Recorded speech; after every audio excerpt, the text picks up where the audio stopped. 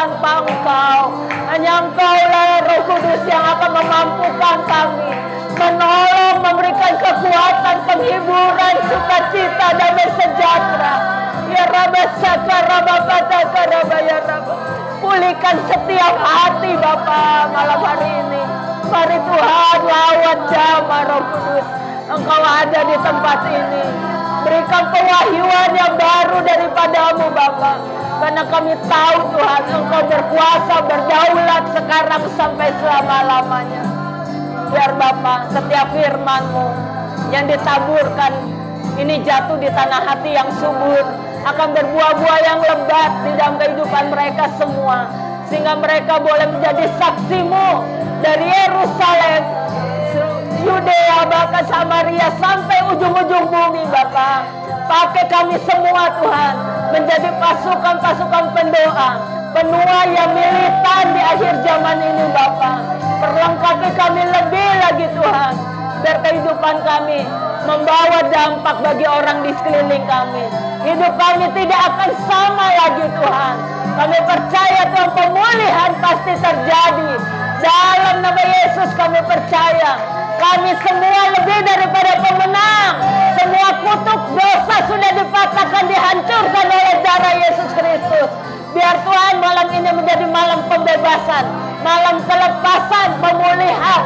Kami percaya Tuhan, kami deklarasikan di alam roh, dalam nama Yesus, segala otoritas Engkau sudah berikan kepada kami, sehingga pemerintah dan penguasa sudah kami tundukkan takluk dalam nama Yesus di bawah telapak kami orang benar-Mu. Terima kasih Bapa. Apa yang kami ikat di bumi terikat di surga, apa yang kami lepaskan di bumi terlepas di surga.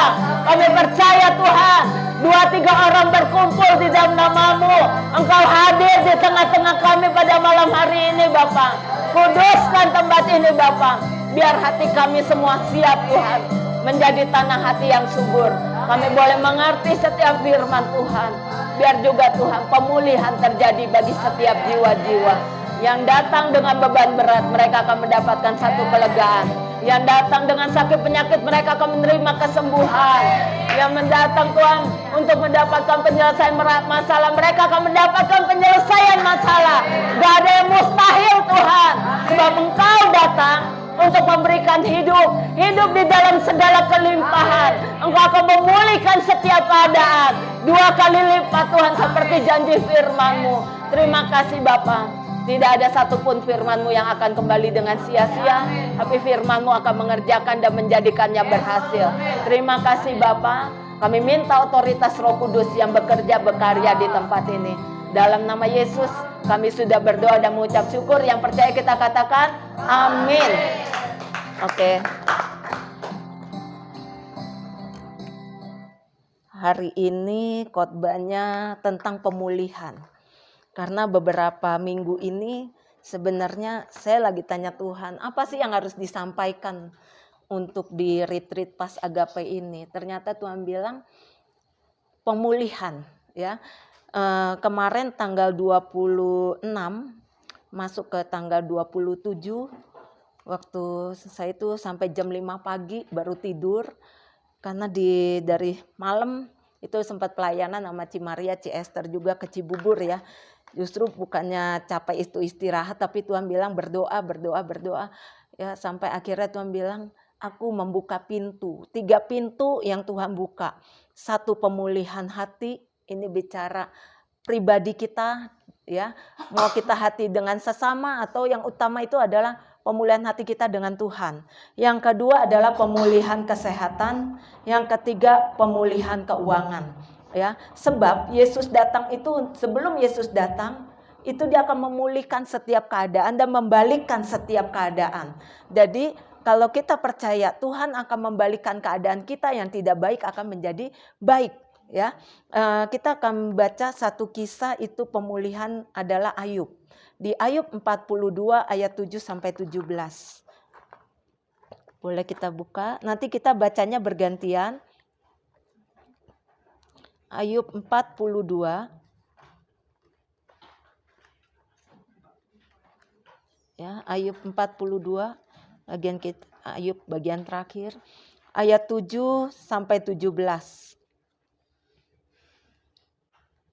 Sudah ketemu semua? Amin. Oke. Saya baca ayat ganjil, Bapak Ibu sekalian, ayat yang genap. Keadaan Ayub dipulihkan, demikian firman Tuhan. Setelah Tuhan mengucapkan firman itu kepada Ayub, maka firman Tuhan kepada Elifas orang Teman, murkaku menyala terhadap engkau dan terhadap kedua sahabatmu, karena kamu tidak berkata benar tentang aku seperti hambaku Ayub. Oleh sebab itu, ambillah 7 ekor lembu jantan dan 7 ekor domba jantan, dan pergilah kepada hamba Ayub. Lalu persembahkanlah semuanya itu sebagai korban bakaran bagimu, dan baik-baiklah hamba Ayub dengan meminta doa perkenanan yang diminta yang atas marilah, supaya aku tidak melakukan aniaya kepada kamu, sebab kamu tidak berkata benar tentang aku seperti hambaku Ayub. Maka pergilah Elifas orang Teman, Bildad orang Sua dan Zofar orang Naama. Lalu mereka melakukan seperti apa yang difirmankan Tuhan kepada mereka. Dan Tuhan menerima permintaan Ayub. Lalu Tuhan memberikan keadaan Ayub setelah dia meminta doa untuk sahabat-sahabatnya. Dan Tuhan memberikan kepada Ayub 2 kali lipat dari segala kepunyaannya dahulu. Kemudian datanglah kepadanya semua saudaranya, laki-laki dan perempuan, dan semua kenalannya yang lama, dan makan bersama-sama dengan dia di rumahnya. Mereka menyatakan turut berduka cita dan menghibur dia oleh karena segala malapetaka yang telah ditimpakan Tuhan kepadanya, dan mereka masing-masing memberi dia uang satu kesita dan sebuah cincin emas. Tuhan memberkati Ayub dalam hidupnya yang selanjutnya lebih daripada dalam hidupnya yang dahulu. Dia mendapat 14.000 ekor kambing domba dan 6.000 unta, 1.000 pasang lembu, dan 1.000 ekor keledai betina. Ia juga mendapat 7 orang anak laki-laki dan 3 orang anak perempuan.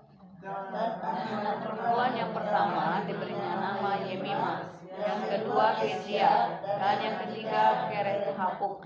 Di seluruh negeri tidak terdapat perempuan yang secantik anak-anak Ayub, dan mereka diberi ayahnya milik pusaka di tengah-tengah saudara-saudaranya laki-laki. Sesudah itu Ayub masih hidup 140 tahun lamanya. Dia melihat anak-anaknya dan cucu-cucunya sampai keturunan yang keempat. Maka matilah Ayub tua dan lanjut umur. Oke, kalau kita baca kisah Ayub dari Ayub 1 dan Ayub kedua, itu bagaimana Ayub diproses Tuhan. Kurang apa ya Ayub? Ayub itu terkenal karena kesalehannya. Dia orang yang beriman, dia orang yang takut Tuhan. Tapi Tuhan izinkan segala sesuatu, artinya iblis berputar-putar nyari. Apa yang kamu lihat? Kamu menemukan hambaku Ayub enggak? Itu percakapan antara iblis dengan Tuhan ya. Tapi iblis bilang, itu ada si Ayub. Nah Tuhan bilang, boleh kamu istilahnya mengizinkan pencobaan, tapi ada yang kamu nggak bisa sentuh dari Ayub. Jadi boleh tuh ngambil harta miliknya ya, tapi tidak berkuasa atas nyawanya Ayub karena roh itu adalah milik Tuhan. Jadi di sini bagaimana prosesnya Ayub? Ini diproses sama Tuhan ya. Tapi di saat dia mengalami proses Tuhan, dia nggak pernah bersungut-sungut. Terkadang-kadang manusia ini kebanyakan ketika menghadapi satu proses, satu masalah, kebanyakan apa? Bersungut-sungut. Lupa dia mengucap syukur ya. Saya mengalami proses yang Ayub ini waktu saya 2019, waktu mengalami vonis lumpuh itu di bulan Maret. Ya, saya pulang itu dari rumah sakit. Itu kayak bak petir di siang hari. Kenapa? Karena jatuh vonis lumpuh. Sudah tidak bisa lagi dengan pengobatan medis. Di situ saya bilang, Tuhan, saya udah melayani Tuhan. Saya udah bekerja buat Tuhan. Semua waktu saya udah berikan buat Tuhan. Kenapa Tuhan izinkan ini terjadi? Kenapa Tuhan saya harus melewati proses ini? Itu saya nangis. Kalau Tuhan bikin saya lumpuh, mendingan Tuhan panggil saya. Saya minta itu sama Tuhan. Tapi saya nggak datang nyari hamba Tuhan. Waktu malam, jam 10 malam, waktu saya merenung, tiba-tiba tuh ada suara jelas bilang gini, jangan berkeluh kesah. mengucap syukur dalam segala keadaan.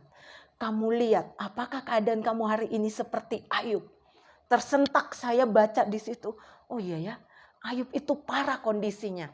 Ya, dia kehilangan anak, dia ditinggalkan istrinya, luka juga, sakit penyakit, harta bendanya habis. Kita belum sampai segitunya, baru dikasih izin satu penyakit. Atau mungkin saat ini orang lihat nih beritanya akhir zaman, wah ini udah siap-siap nih bencana. Udah ketar-ketir nih, mau nyari tanah, mau beli tanah lagi, ya kan? Mau kumpulkan deposito, ntar besok kelaparan, ya. Kayaknya banyak ketakutan dan kekhawatiran. Sebenarnya bukan itu yang Tuhan mau. Kalau kita takut dan khawatir itu sama aja kita nggak percaya Tuhan. Ya, di mana Tuhan? Padahal Tuhan sudah berikan otoritas kuasa. Ya, jangan kita hidup dalam ketakutan dengan kondisi keadaan saat ini akhir zaman. Kita lihat ya banyak hamba Tuhan itu memberitakan tentang akhir zaman. Tapi jangan kita itu menjadi takut.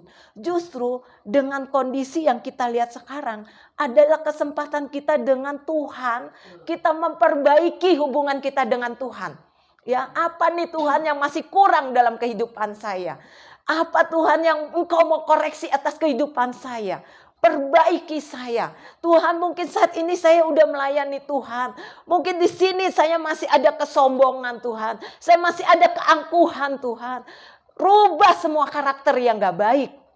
Itu yang Tuhan mau.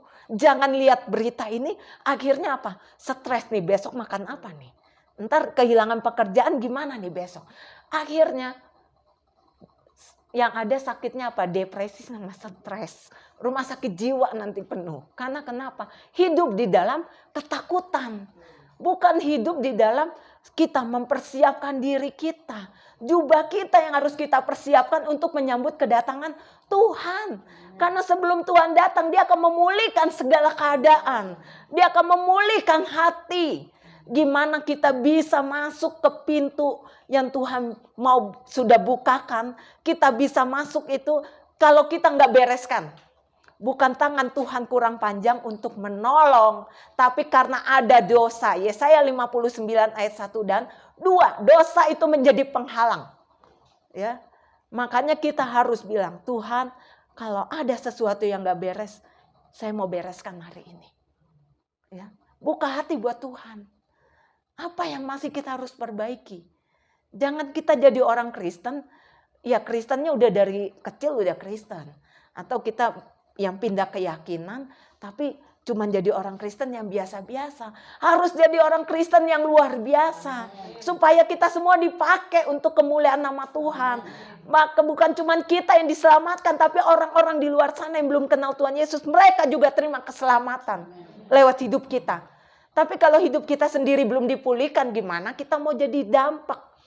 Yang ada mereka lihat, ya tuh orang masih suka marah-marah. Ya, dia aja masih nyimpen akar kepahitan. Bukannya jadi berkat, malah yang ada jadi batu sandungan. Kita beresin dulu deh kehidupan kita. Ya, saya bagi ada beberapa poin di sini. Awal pemulihan, ya. Pemberesan dosa atau kesalahan kita di hadapan Tuhan. Ya, 1 Yohanes 1 ayat 9 boleh dibaca, 1 Yohanes 1 ayat 9. Mungkin ini ayat udah paling sering, ya. Jika kita mengakui dosa kita di hadapan Tuhan, maka Ia adalah Allah yang setia. 1 Yohanes 1 ayat 9 bagian firman Tuhan, jika kita mengaku dosa kita, maka Ia adalah setia dan adil, sehingga Ia akan mengampuni segala dosa kita dan menyucikan kita dari segala kejahatan. Nah, menyucikan kita dari segala kejahatan kita, menyucikan kita dari segala dosa-dosa kita. Justru sebelum Yesus datang, ayo kita beresin kehidupan kita. Masih apa yang ada yang belum, yang di mata Tuhan mungkin kita mengukurnya itu, saya sudah sempurna, saya sudah melayani Tuhan. Tapi di mata Tuhan masih ada yang harus kamu kikis, masih harus ada yang dibuang. Siap enggak? Terkadang memang prosesnya itu menyakitkan. Tapi kalau kita mau berbuah-buah yang lebat, ya di hari-hari ini mempersiapkan kedatangan Tuhan. Ayo, yang gak berkenan di hadapan Tuhan kita buang. Apa aja sih yang nggak berkenan di hadapan Tuhan? Kita buka Galatia 5 ayat 19 sampai 21.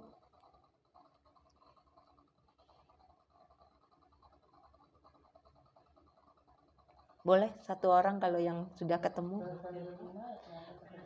5 ayat 19 sampai 21. Galatia 5 ayat 19 sampai 21.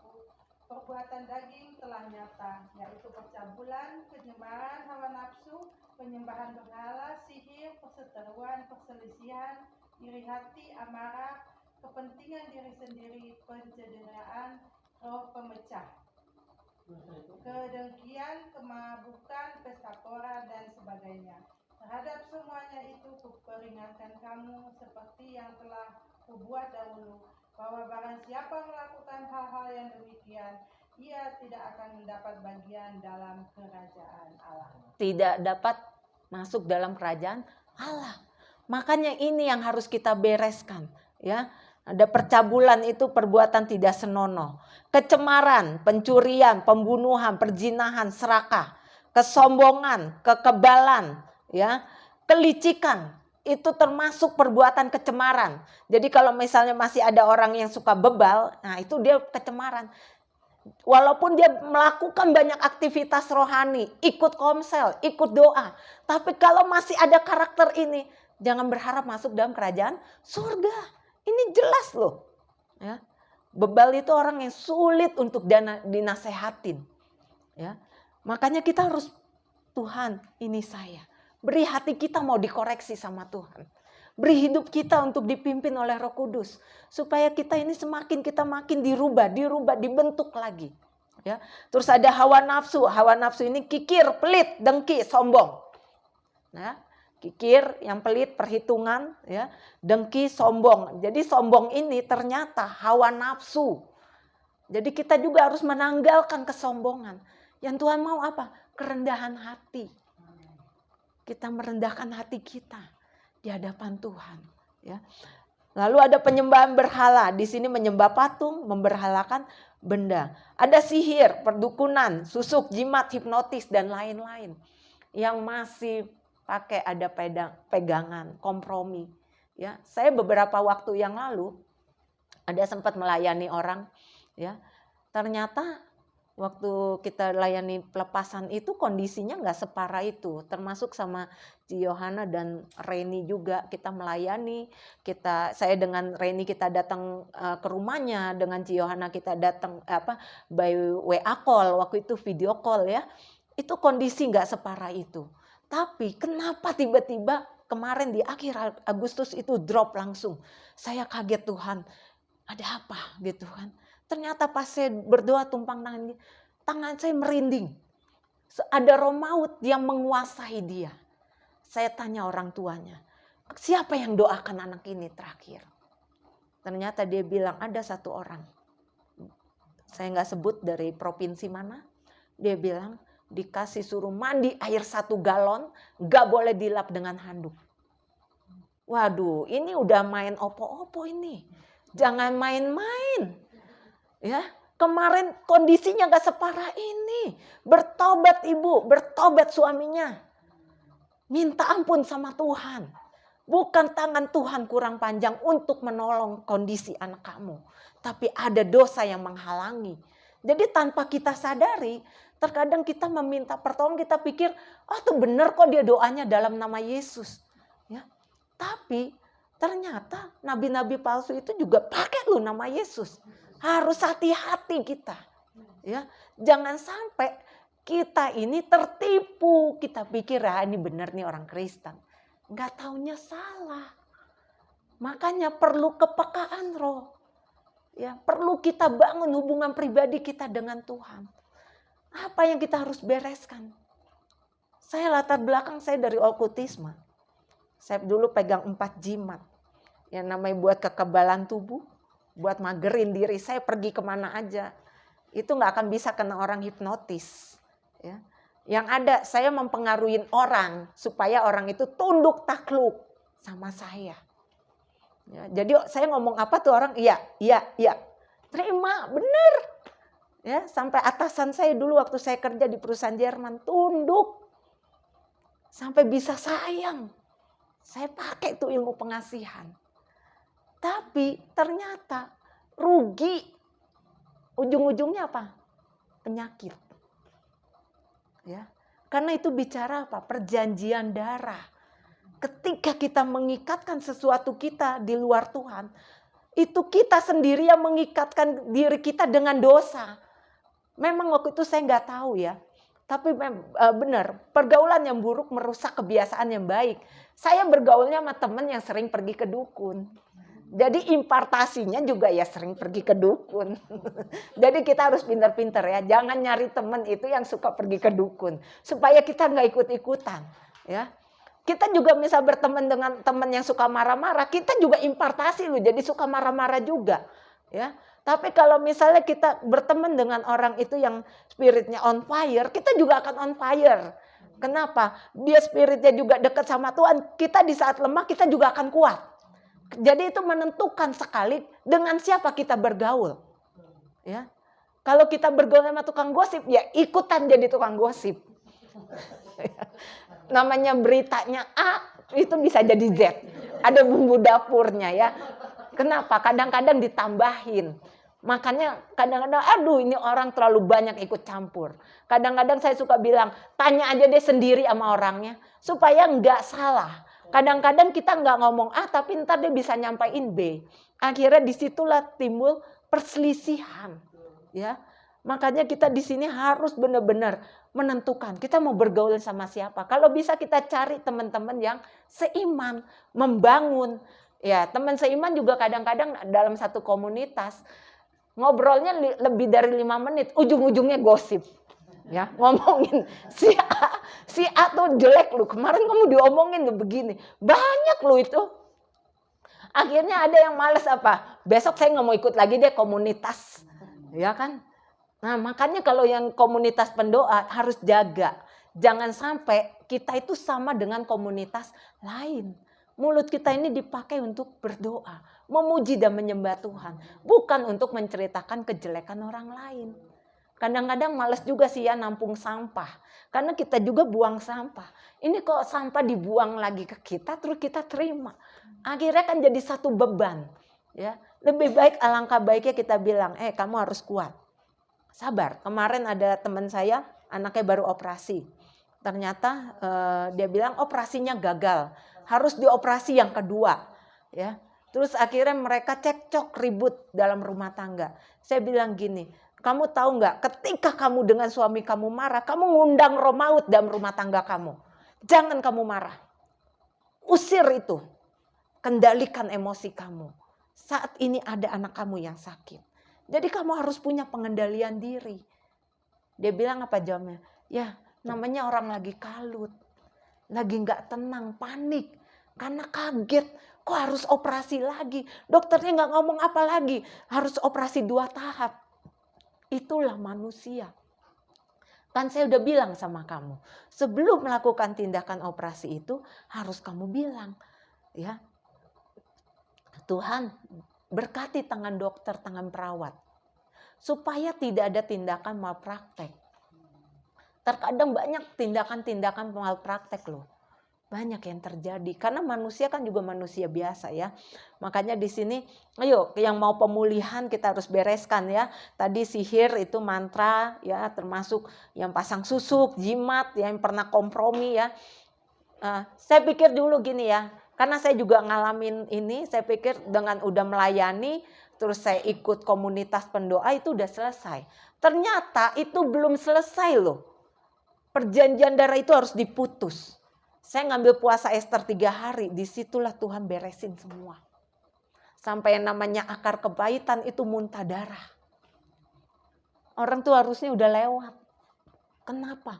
Menyimpan akar kepahitan bertahun-tahun. Daripada jadi penyakit kanker, mendingan Tuhan angkat. Supaya kita bisa mengampuni. Mungkin banyak orang bilang, enggak kok saya udah maafin. Di mulut, di hati belum. Jadi harus hati dengan mulut tuh harus sinkron. Supaya apa? Biar Tuhan itu memberikan kamu bisa mengampuni. Sampai di mana sih kamu bisa mengampuni seseorang? Ketika kamu bisa mendoakan berkat buat orang itu. Nanti Tuhan yang akan gerakin dia buat datang menemui kamu. Seperti Ayub ini.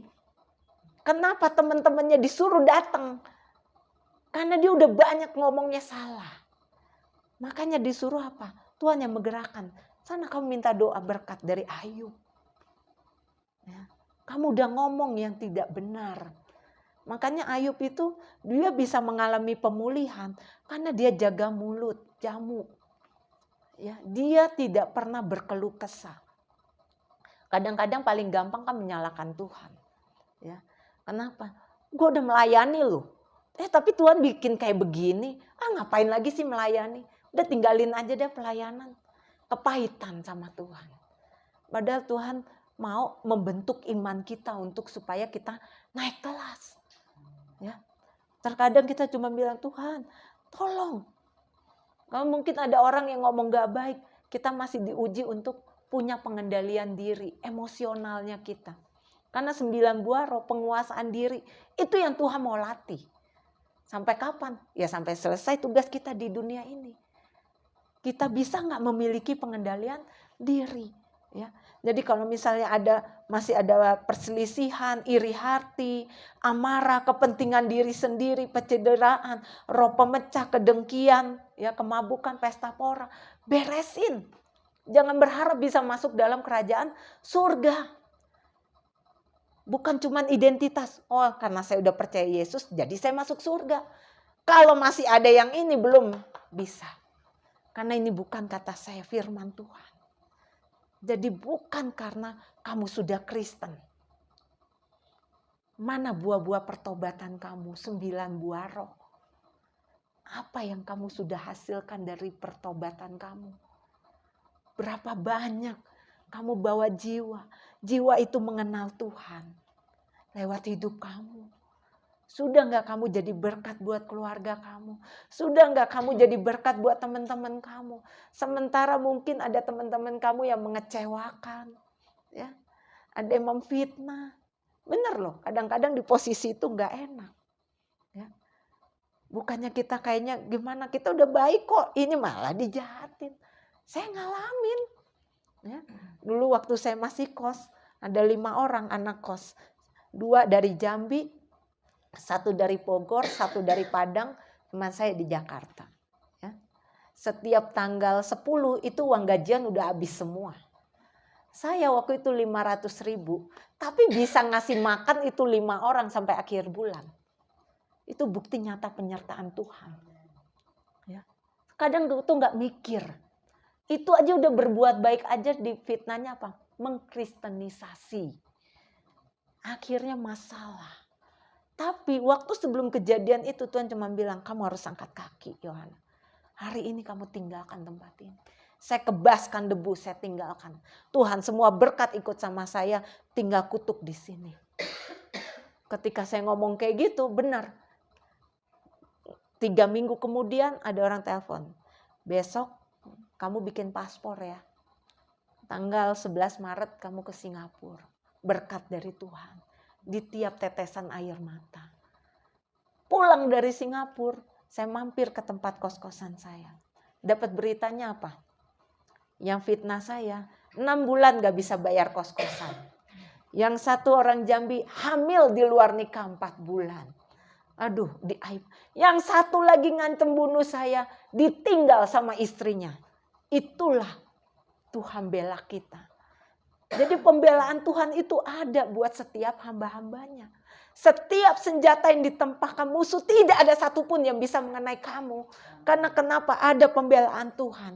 Ketika kita angkat tangan, Tuhan saya mengampuni mereka Tuhan. Mereka tidak tahu apa yang mereka lakukan buat saya. Saya kadang-kadang kalau misalnya disakitin orang, saya cuma bilang, Tuhan saya mengampuni mereka. Sebagaimana Yesus disalibkan. Kadang kalau udah nangis sampai doanya nggak lama tuh dapat beritanya tuh orang ngalamin sesuatu yang nggak baik. Akhirnya kita bilang Tuhan, saya kan nggak mengharapkan orang itu seperti itu. Saya nggak menginginkan orang itu keadaannya lebih parah dari saat ini. Memang kamu tidak minta, tapi apa yang dia lakukan sama kamu itu ada tuaiannya. Jadi kadang-kadang kita nggak usah takut, ya. Apalagi dengan kondisi keadaan sekarang akhir zaman ini, kita lihat kemarin bencana di mana-mana. Lihat kemarin di Filipina tornado, waktu dikirimin video tornado itu kok saya lihat ada kaki Tuhan yang lagi lewat. Ya, cuma dibilang apa? Untuk mereka mencari wajahku. Mencari wajah Tuhan. Sudah berapa sering kita untuk mencari wajah Tuhan. Bukan cuman ya doa pagi, doa malam, selesai. Kita harus mengerti Tuhan. Apalagi yang saya harus lakukan. Apalagi yang saya harus perbaiki Tuhan. Mungkin ini masih ada yang kurang dalam kehidupan saya. Saya nggak mau Tuhan. Saat Engkau datang. Sebelum masa antikris datang itu. Tuhan angkat dulu loh orang-orang benarnya. Rapture dulu. Ya, jadi dipersiapkan. Makanya kalau mau masuk rapture, ayo kita bereskan yang tidak baik. Jangan lihat beritanya rapture tapi akhirnya apa? Wah besok mesti ngumpulin apa? Besok harus pasang siasat apa? Banyak. Mau sampai ada yang kemarin mau tinggal di gunung, beli tanah di gunung, mau berkebun, besok ntar nggak ada makanan lagi. Aduh mau ngapain? Ibu coba deh periksa diri, ibu deh perbaiki aja deh dulu. Supaya apa? Kita berkenan di hadapan Tuhan. Kita semakin kita dirubah sama Tuhan. Ya. Yang kedua itu adalah tertanam dalam firman Tuhan. Ya, kita makin kuat. Kalau kita menghadapi masalah, mulai sekarang stop memperkatakan masalah. Perkatakanlah, ucapkanlah berkat. Ya, perkatakan berkat. Supaya apa? Karena ketika kamu memberkati, itulah yang Tuhan kerjakan buat kamu. Ya. Kalau kamu bilang, saya sehat, walaupun sakit, saya sehat, saya diberkati. Penyakit lama-lama pergi. Ya. Keuangan saya diberkati. Kekurangan pergi. Tapi kalau sibuk kurang, besok makan apa ya? Bayar kontrakan gimana ya? Aduh, ntar gimana nih bayar anak sekolah? Aduh, besok mau ujian lagi. Aduh, banyak banget kata Tuhan, gak selesai-selesai. Karena yang diomongin masalah. Lupa Tuhannya taruh di samping. Padahal Tuhan izinkanlah dia sebagai gembala. Berjalan di depan kamu. Ajak Tuhan.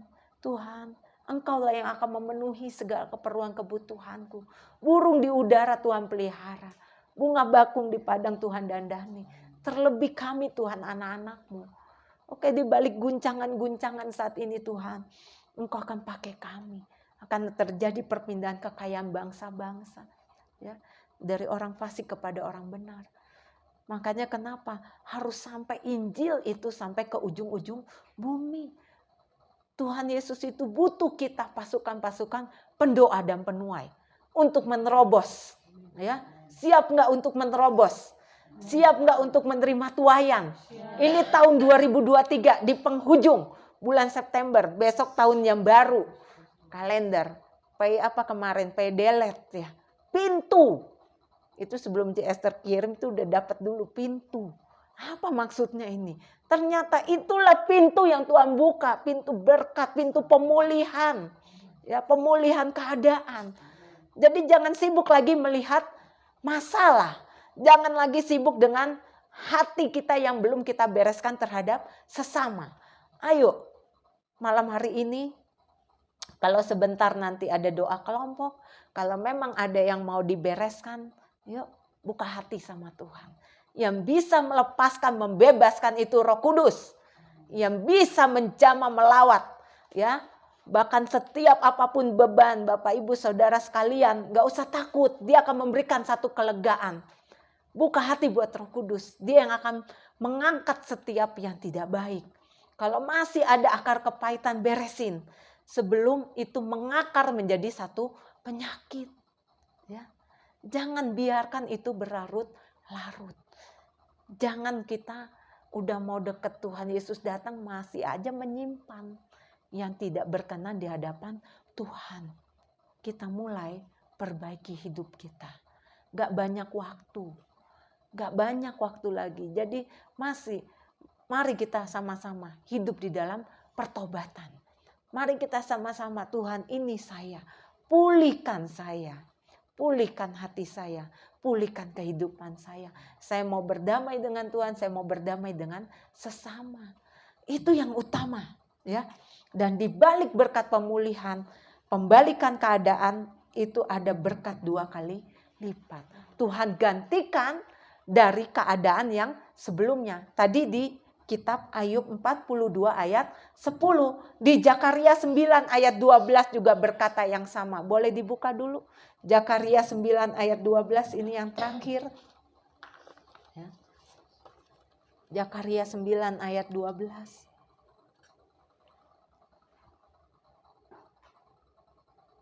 Boleh baca satu orang kalau yang sudah ketemu.